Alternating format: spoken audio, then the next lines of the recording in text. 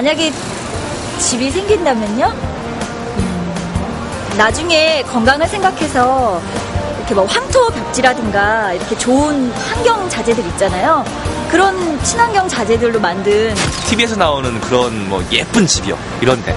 황토로 돼 있고 좀 시골처럼 공기 좋은데 한옥집으로 해야 되게 크게 짓고 싶어요. 안녕하세요. 자연이 사는 집의 장현주입니다. 방금 들으신 것처럼 여러분들이 꿈꾸는 집 역시 저 푸른 초원 위에 빠라라라라라 아마 그림 같은 집, 거기에 건강까지 생각한 집을 꿈꾸고 계실 텐데요. 그런데 이제 더 이상 꿈이 아닙니다. 왜? 현실은 우리 가까이, 아주 가까이에 있으니까요. 일부 계층의 전유물이었던 크고 화려한 모습의 전원주택. 하지만 전원생활을 꿈꾸는 이들이 많아지면서 전원주택도 자신의 경제 사정과 취향에 따라 다양해지고 있다. 이에 이상적인 주택으로 소형 목조주택의 수요 또한 증가하고 있는데 자연이 사는 집, 오늘은 소형 목조주택의 모든 것을 알아본다.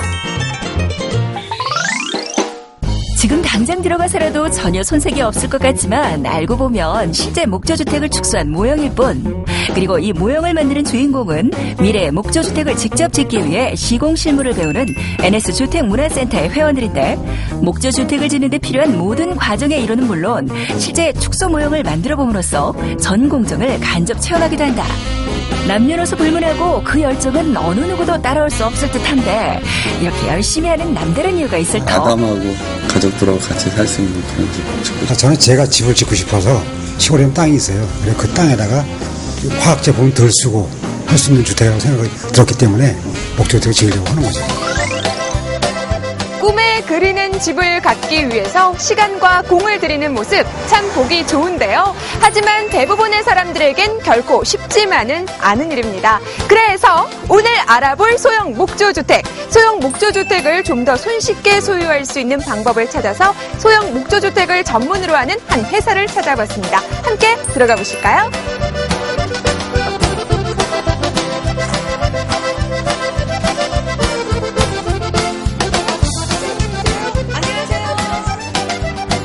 그런데 제가 사무실이라고 해서 들어왔거든요. 네네. 그런데 여긴 진짜 집이에요. 예쁜 집. 편안한 그 상담을 하기 위해서 집같이 만들어놨습니다. 그리고 저희도 이런 분위기가 좋습니다. 예. 근데 이 전원주택 하면 예. 이 넓은 마당이 멍멍 짖는 그 큰 개 생각하잖아요. 네네. 그런데 이 소형 목조주택이 그것과 비교하면 좀 좋은 점이 있다면 어떤 게 있을까요? 네, 당연히 좋은 게 많습니다. 소형 주택은 집이 작기 때문에 관리하기가 굉장히 편합니다. 일단. 그 다음에 두 번째로는 비용이 적게 들어가죠. 큰 집에 비해서. 과잉 투자를 막을 수 있고요. 큰 집을 짓게 되면 주말에 오셔서 청소하고 관리하시다 보면은 그 주말이 다 갑니다. 그래서 더 많은 그런 자연과 함께 있다가 그 집에 돌아가실 수 있습니다. 목조주택 하니까 나무로 지어졌기 때문에 좀 화재나 안정성 면에 있어서 좀 취약하지 않을까 생각도 들거든요. 네, 당연히 이제 그런 생각을 하시는데요. 나무가 불에 잘 타는 거는 사실입니다. 하지만 이 목조주택은 유럽에서 시작을 했어요.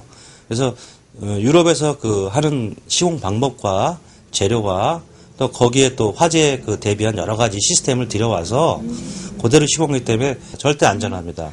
그럼 안심하겠습니다. 네. 그런데 이 소형 목조주택 크기랑 구조가 또 어떻게 될지.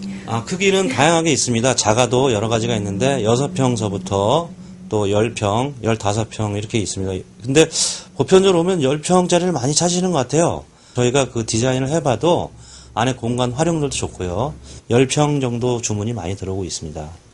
그렇군요. 백문이 불여일견이라고 했습니다. 직접 이 집이 만들어지는 과정을 한번 보는 게 좋을 것 같다라는 생각이 드는데요. 그럼 저와 함께 그곳으로 또 한번 이동해 보실까요?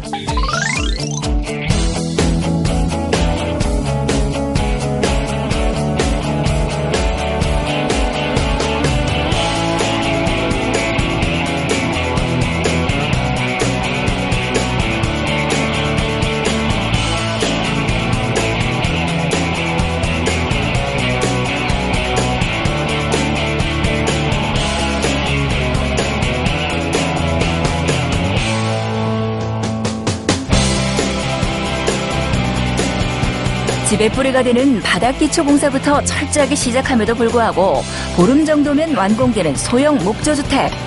기초공사 후엔 기둥과 벽체 만들기가 이어지는데 이때 목재는 처음 기초공사 때부터 사용되기 때문에 집을 짓는 전문가들 역시 가장 중요하게 생각하는 부분이 바로 이 목재에 관한 것이다.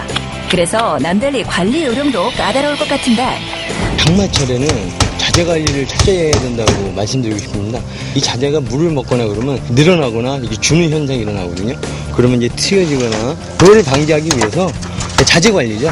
다음으로 방수와 결로 방지를 위한 하우스랩을 시공하고 이어서 입체감을 살리면서도 실평수보다 크고 효율적으로 사용할 수 있는 복층 만들기가 진행된다. 그리고 이어지는 석가래 작업.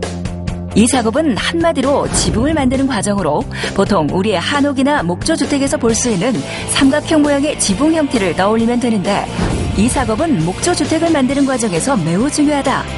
왜냐하면 일반 집이나 시멘트 슬레이트 집과 비교했을 때 열과 환기 처리를 이 석가래가 담당하기 때문이다. 아무래도 공기 순환 장치가 있어가지고요. 바깥에서 들어오는 공기를 실내 온도를 낮추는 거죠. 그러니까 여름에는 시원하게, 겨울철에는 이 단열로 인해서 집안이 좀 따뜻하게. 석가래와 천장 사이에 생긴 삼각형의 공간이 결국 공기순환의 역할을 하는 셈인데 이 과학적인 지붕 구조는 목조주택의 장점으로 꼽힌다. 이렇게 어느 정도 석가래 기초 공사가 완료되면 바로 방수 시트를 붙임으로 한층 더 튼튼하고 견고한 지붕을 만들게 된다. 밖에서 외장 공사가 진행될 때 안에서 내부 바닥에 단열재 인슐레이션을 비롯한 바닥 공사가 진행이 된다. 그리고 벽체에는 내부 단열로 들어가기 전 전기와 수도가 어디에 쓰일지 미리 염두에 두고 전기와 수도 공사를 먼저 진행한다. 그리고 전기 역시 화재 예방을 위해 전기 보호관을 쓰는 건 당연지사. 목조주택은 단열 문제를 해결하기 위해 벽체에도 단열을 하는데 이때 유리 섬유를 사용해 화재 예방까지 막을 수 있도록 하고 있다. 그리고 단열은 천장에서도 이루어지는데 단열재를 시공하기 전 공기 순환을 원활히 하기 위해 통로를 미리 만들어준다. 다음에 이어진 내부 작업은 석고보드 시공. 소형 목조주택에선 석고보드 시공 규정이 따로 없다. 하지만 화재 예방을 위해 한 번 더 신경 쓴다고 나쁠 건 없지 않은가. 그리고 그 위에 인테리어에 있어서 가장 중요한 부분을 차지하는 루바 작업까지. 목조주택의 느낌을 한껏 나타내기 위해 루바 작업도 필수 조건이다. 내부 작업이 얼추 끝날 때쯤 집의 눈이라고 할 수 있는 창문을 시공하는데 틈이 없고 수평에 맞게 작업을 해야 하는 건 물론 습기가 벽과 창틀 사이로 단 한 방울도 들어오지 못하도록 미세한 틈새까지 방수 처리를 한다. 다음 과정은 집에도 옷을 입히는 사이딩 작업. 특히 이 시라 사이딩은 향나무 재질로 독특한 향이 나와 방충에도 탁월한 효과가 있다고 하니 목조주택의 든든한 옷가물은 안성맞습니다. 외부 도색은 스테노일을 사용, 목조 고유의 색을 살려줄 뿐만 아니라 방수 효과도 얻을 수 있다. 그리고 여기에 또 하나의 중요한 기능이 숨어 있는데 이 지금 도색제는 독일에서도 사실 까다롭기로 유명한 ICI 제품으로서 어린이들한테도 해가 없는 친환경 제품으로 시공을 하였습니다. 지붕은 목조주택을 한껏 돋보이게 하는 휭글 작업으로 마무리가 되는데 한옥으로 말하면 기와장을 올리는 셈으로 눈비를 막아준다는 기능 면에서도 비슷하다. 이렇게 직접 집과 관련된 외부 작업이 끝나면 마지막으로 집과 정원을 연결해줄 데크 작업이 시작되는데 데크 작업은 바닥 시공처럼 어느 곳 하나 기울어져선 안 되기 때문에 무엇보다 수평을 잘 맞춰 제작하는 게 중요하다. 기다리고 기다리던 시공 과정을 거쳐서 아리지 주말 농장에 자연의 향기가 모락모락 피어나는 자연이 사는 집이 탄생을 했습니다. 제 뒤로 보이는 집이 바로 자연이 사는 집입니다. 정말 이 외관으로만 봐도 눈이 즐겁다라는 이 탄성이 절로 나오고 있는데요. 이 내부는 또 어떨까 더욱더 기대가 됩니다. 그럼 안으로 들어가서 직접 확인해 보실까요?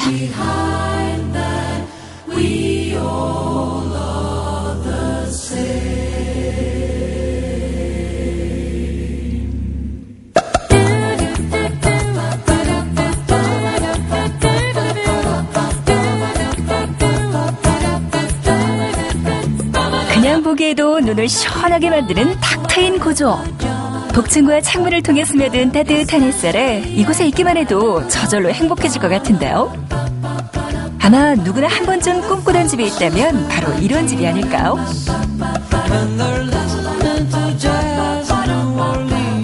자연이 바라보이는 깨끗한 주방. 이곳에서 사랑하는 사람을 위해 요리를 준비하면 얼마나 행복할까요?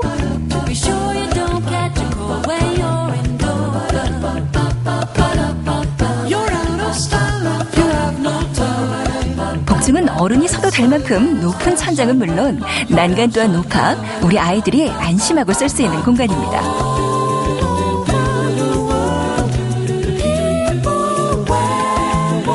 마치 다락방처럼 아담한 계단을 따라 올라가면 따뜻한 햇살을 한껏 받고 있는 복층.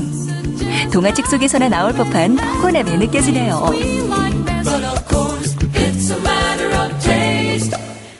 실용적으로 만들어진 욕실을 보면 자연을 담은 밝은 그린색 타일을 마치 자연에 있는 것처럼 욕실을 넓고 화사하게 만들어집니다.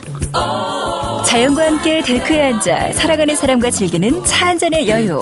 이건 역시 이 소형 목조주택에서 만나보실 수 있습니다. 하나, 둘, 셋, 넷, 다섯, 여섯, 일곱, 여덟, 아홉, 열.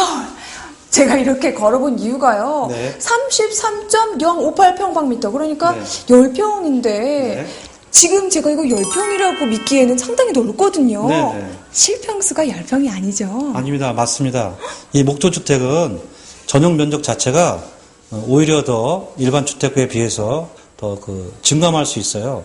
그리고 그 벽체 부분이 과하지 않게 얇고 또 그렇다고 해서 단열이 안 되는 건 아니고 전용 면적 기준으로 봤을 때는 오히려 더 지붕에 대한 그 모양을 바꿔서 그 부분을 다락방이라든지 뭐 그런 부분을 이용해서 오히려 더 전용 면적을 크게 만들 수 있습니다. 그리고 저는 작은 집이잖아요. 네. 그래서 큰 집에 비해서 좀 덜 신경 써도 되겠구나 생각했는데 이 과정을 보니까요. 네.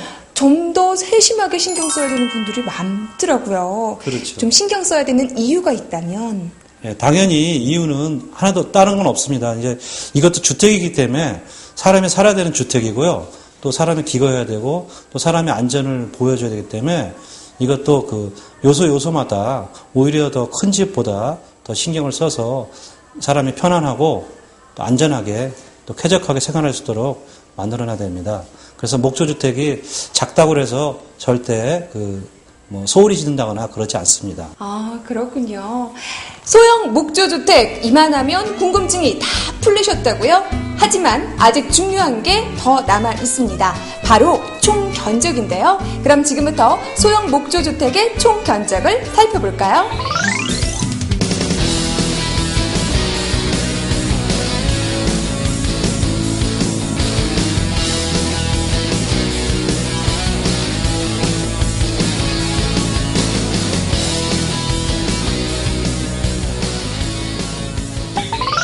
지금까지 소형 목조주택에 대해서 알아보았는데요. 소형 목조주택을 좀 더 오래 쓰려면, 자연과 함께 하려면 이 관리하는 방법 또한 중요하겠죠? 지금부터 소형 목조주택의 관리 요령 또한 함께 알아봅니다.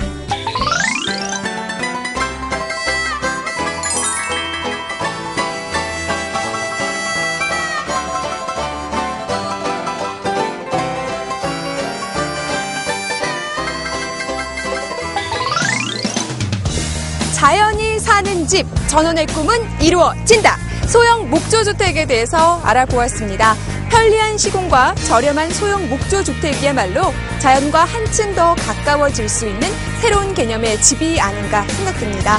지금까지 자연이 사는 집에 대해서 알려드렸고요. 저는 다음 이 시간에 자연의 향기를 더욱더 머금고 돌아오겠습니다. 감사합니다.